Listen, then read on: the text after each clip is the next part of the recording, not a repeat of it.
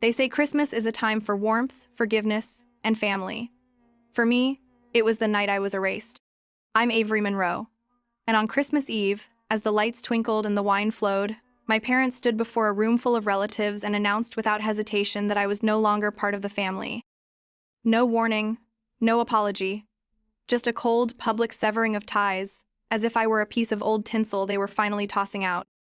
But what they didn't know, what none of them could have predicted, was that I came bearing a gift. A different kind of gift. No ribbon, no wrapping paper, just one folder. Heavy, final, and once it landed on the table, the entire room held its breath. This isn't a story about revenge, it's a story about recognition, about drawing the line, about giving, one last time not what they wanted, but what they deserved. I was scrubbing burnt sugar off the edge of a pie tin when my phone buzzed. I didn't rush to check it. It was Christmas Eve. After Al and I'd told myself I wouldn't wait around for crumbs of attention anymore. But old instincts are hard to kill. I dried my hands, flipped the screen, and there it was. A text from my mother. No emoji. No greeting. Christmas Eve, 6 p.m. Bring dessert if you want. 7 words, not even a question mark. It didn't read like an invitation. It read like a notice. Like something stapled to a break room bulletin board next to a fire drill schedule. Cold, obligatory, almost clinical. I stared at the screen for longer than I care to admit, hoping ridiculous that the words might soften if I blinked enough times. They didn't. I could have ignored it. I should have. My therapist would have told me to hit delete and bake that pie for myself. But there's a kind of loyalty trauma builds into you. It burrows deep, hooks into your ribs like ivy. Even when you know better, you still show up. And I did. Not for them. Not even for tradition.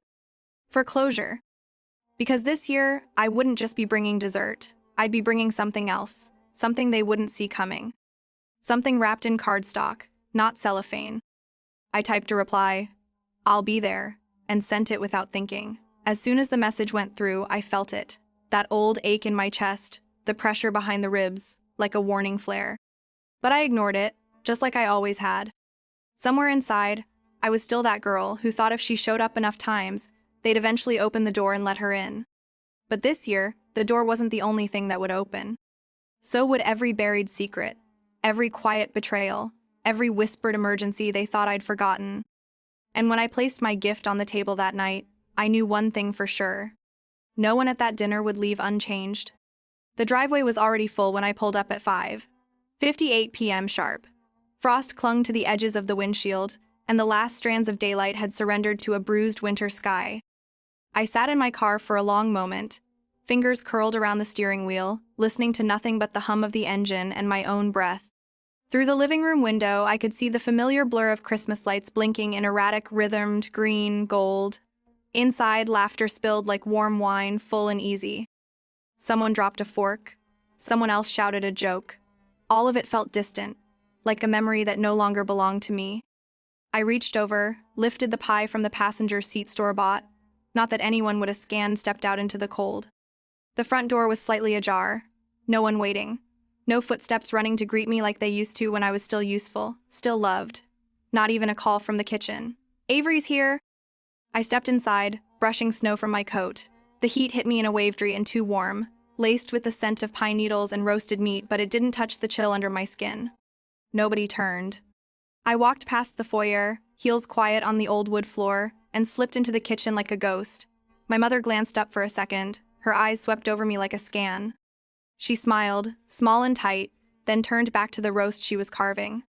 No hug, no welcome, just that smile, a practiced twitch of the mouth that said, "Behave."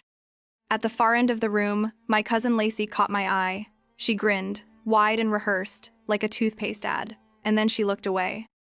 I set the pie on the counter without a word. No one offered to help.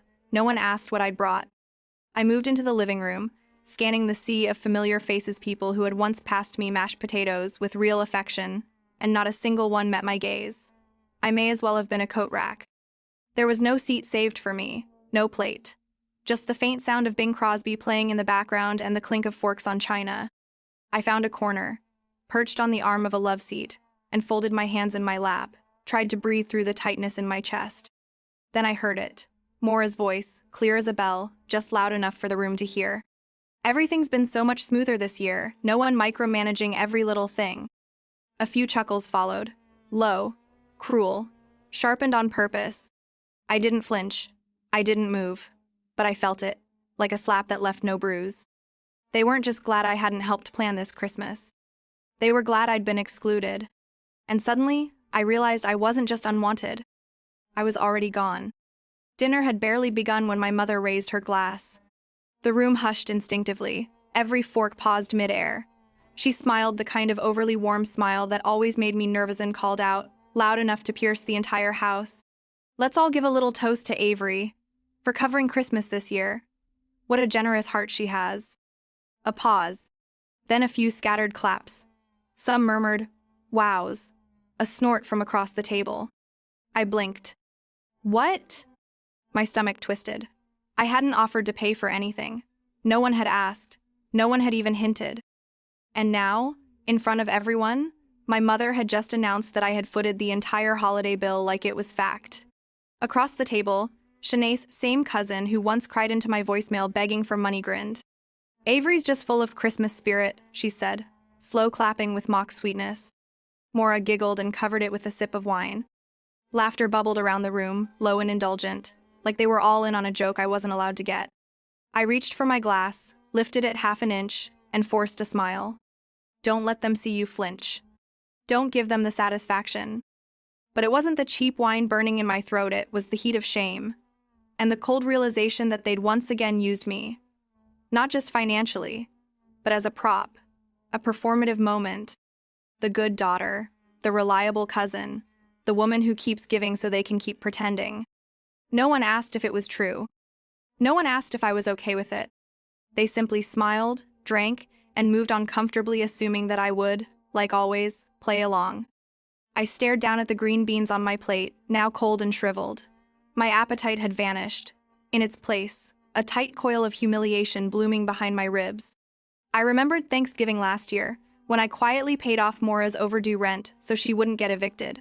The summer I sent Shauna a surprise loan to cover her boutique's inventory disaster. The thousands I'd poured into this family like water into a leaking bucket.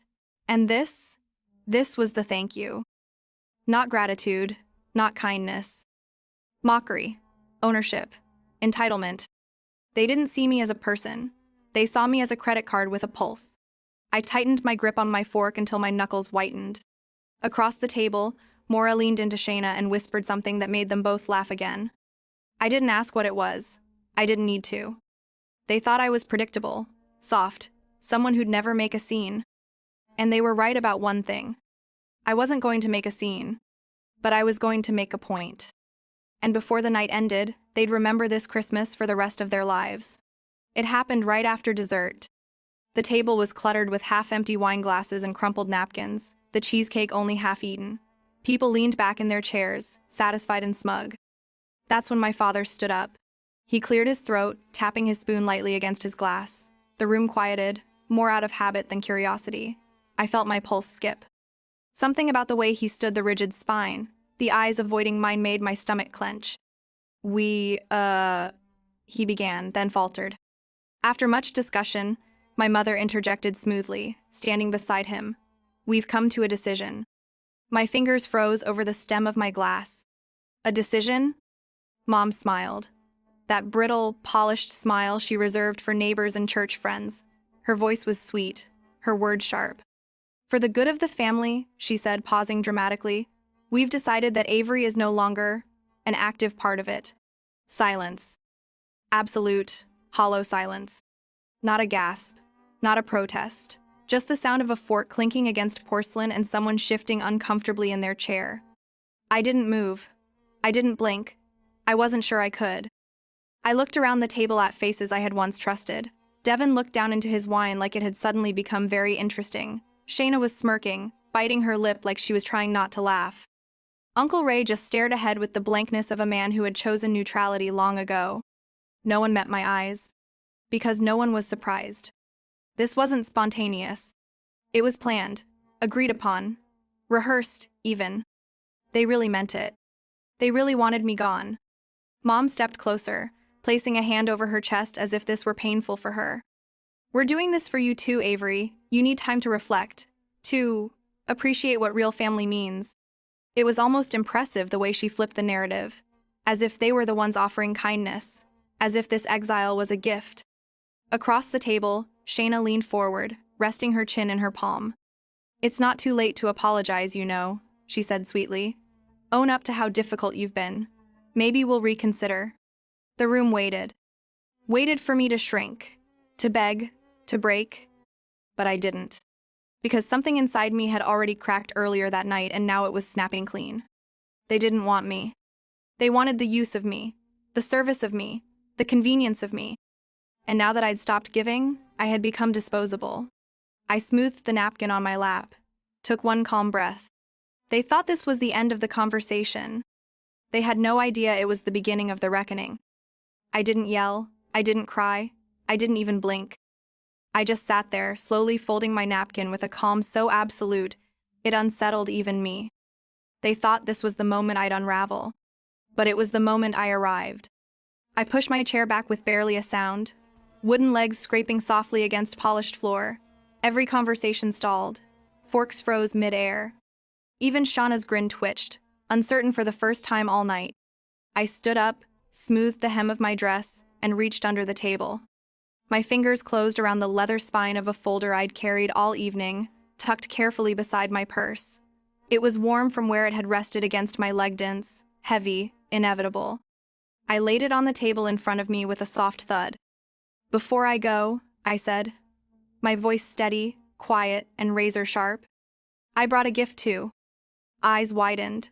Confused glances bounced across the table like light through broken glass. Mom's smile faltered. Dad's stiffened. Shayna leaned back, folding her arms like she was watching amateur theater. "What's that supposed to be?" she asked, laughing under her breath. I didn't answer.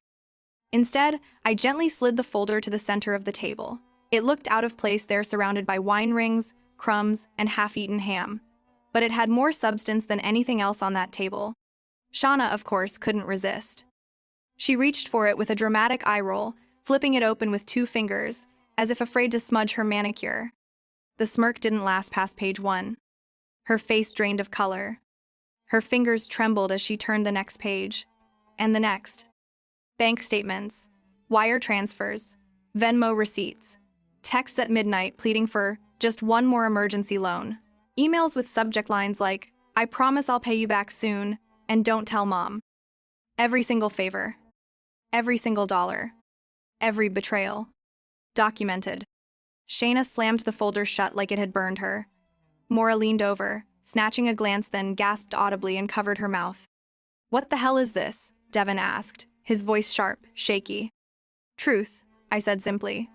"On paper." Uncle Ray, who hadn't looked at me all night, leaned forward with furrowed brows as he read a line item that mentioned a quiet trust loan he thought no one remembered. Celestine Mother finally reached for the folder, flipping through with practiced calm, but her fingers trembled. Her lips, so good at smiling on cue, pressed into a bloodless line. "This is twisted," she whispered. "You're trying to make us look bad." I met her eye-truly met theme and smiled faintly. "I didn't write a single word," I said. "I just collected what you gave freely." No one spoke.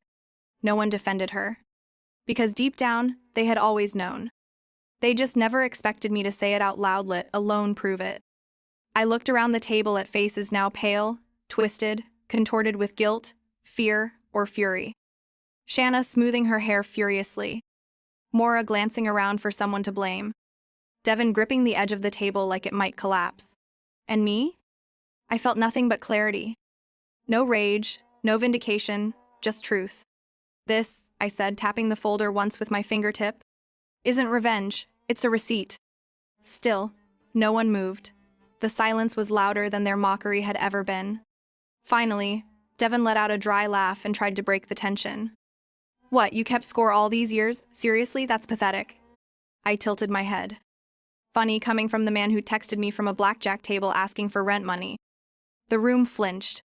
Celeste's jaw locked. Dad said nothing, just stared at his wine like he might drown in it. Shauna stood abruptly, knocking her chair back. "You planned this," she hissed. "You set us up. You're sick." I didn't blink. No, I said softly. You planned this when you announced I was no longer family. I just finished what you started. And that was when the dam broke. Voices exploded. Accusations flew. Mora screamed that I had tricked everyone. Devin shouted that Shayna was the real manipulator. Uncle Ray tried to shout over everyone that he earned his cut of the trust. The dinner table, once so perfectly staged for performance, collapsed into chaos. And I stepped back, folded my hands, and watched the implosion. I wasn't part of this family anymore. But I wasn't leaving empty-handed. I was leaving with the one thing they had never expected me to carry: power. I didn't have to say another word. The folder had done all the talking. And now, the table that once echoed with smug laughter was splintering under the weight of its own lies. Shayna was the first to break. You're a manipulative witch, she hissed, pointing across the table at me. You baited us. Oh, please, Devin snapped, slamming his palm on the table. Don't act like you're some innocent angel. Who dipped into the emergency fund for spa therapy and called it a business retreat? Shayna's jaw dropped. You went through my finances? You gave her access, he spat, and we all paid for it. Wine sloshed across the table as Mora shoved back from her chair. You're both disgusting, she barked. While I was scraping by in that one-bedroom dump, you were funneling vacation money through a fake LLC. You mean the dump I covered 3 months' rent on? I said quietly. Her head whipped toward me, face flushing deep red. Don't speak to me. Then don't take from me, I replied, my voice even, not raised. Simple. And still, I stayed seated, calm, still. It was everyone else who unraveled. Uncle Ray turned bright red as he flipped to the page that revealed the trust modification loan he swore was legal, ethical, for the good of everyone. But the dates, signatures, and missing disclosures told another story. Celeste didn't speak. She just stared at the paperwork like it might blink first. My father rubbed his temples like this might still be salvaged with a toast and a prayer. It couldn't. You stole from us, someone said. I wasn't sure who. We're family, another muttered, as if the word still had meaning here. The word had become a costume, something they wore when they needed forgiveness, but abandoned the moment it demanded accountability. The alliances shattered. Mora accused Shayna. Shayna turned on Devin. Devin pointed fingers at Uncle Ray. It wasn't even coordinated, it was feral. You always wanted Avery out, Mora shrieked at Celeste. You said it would be easier. We didn't mean like this, Celeste snapped. I said nothing. Let the house fall. Let the rot surface. I didn't lift a finger. I didn't need to.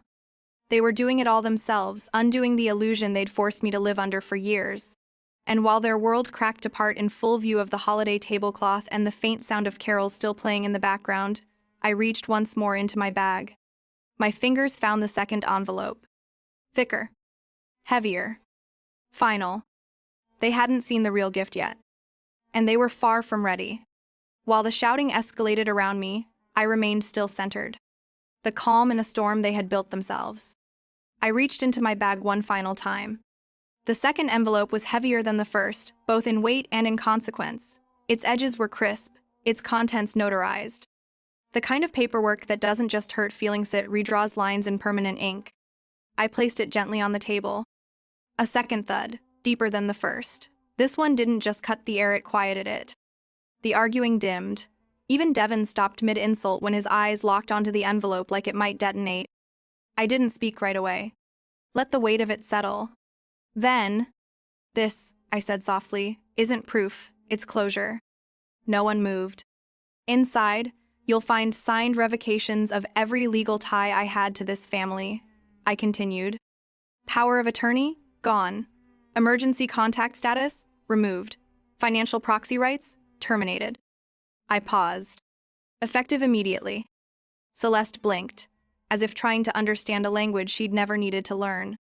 You can't just erase blood, Avery, she said. You already did, I replied. I'm just finalizing the paperwork. Dad leaned forward, reaching for the envelope like it might somehow reverse what had already been set in motion. I stopped him with a glance. You made it official when you stood in front of everyone and said I was no longer part of this family, I said. I'm just agreeing with you. Shauna let out a short, incredulous laugh. You're insane. I turned to her, smiling faintly. No, I'm free. They were expecting tears, rage, desperation, a dramatic storm out, maybe even begging for forgiveness.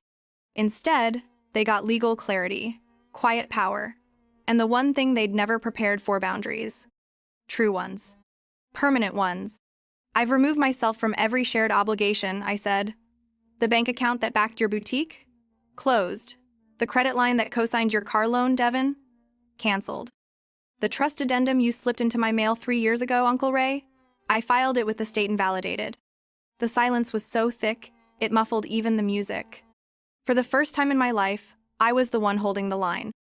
Not because I wanted revenge, but because I finally understood I had nothing left to prove. I didn't owe them my presence, or my money, or my forgiveness. "Merry Christmas," I said gently, and pushed my chair back. No one stopped me. No one followed. And as I slipped on my coat and reached for the door, I felt it not grief, not triumph. Something cleaner. Peace. The air outside hit my face like a baptism. Cold, crisp, honest. Behind me, the house flickered with golden lights, muffled shouting, still pulsing behind frosted windows. But as I stepped off the porch and into the snow, the noise faded like a bad song fading from a passing car. My boots crunched across the driveway. I didn't look back. I didn't need to. By the time I reached my car, my fingers no longer trembled. My chest no longer ached. The weight I had carried for years, shaped like obligation, dressed like love, was gone. And what replaced it wasn't vengeance. It was stillness. Later that night, back in my apartment, I poured a glass of wine and sat beneath the small tree I decorated alone. The lights blinked soft-layered, gold, blue, casting a calm rhythm against the walls. My dog, Pepper, curled up beside me, sighing in that contented way only animals do when they know they're finally safe. There were no voicemails, no texts. Not yet. But I knew they'd come. I could already hear them: guilt, laced apologies, frantic attempts to rewrite what had happened, promises that family fights and family forgives, that I'd overreacted.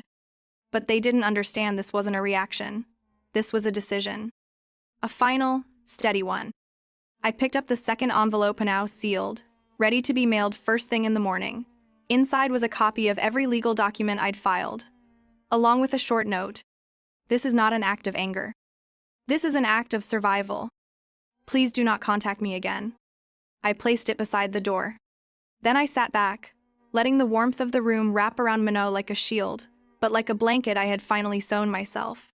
I thought of Ellamy, little niece, her missing teeth and crooked glitter drawings. I missed her. Fiercely. But even her love couldn't be used as a leash anymore. To love someone doesn't mean you let yourself be destroyed for them. And to walk away doesn't always mean you stopped caring. Sometimes it just means you finally started caring about yourself. I curled deeper into the couch, one arm around Pepper, and lifted my glass. "To peace," I whispered into the quiet. Not the kind of peace you get from being accepted, but the kind you earn when you finally stop begging for a seat at the table and build your own instead.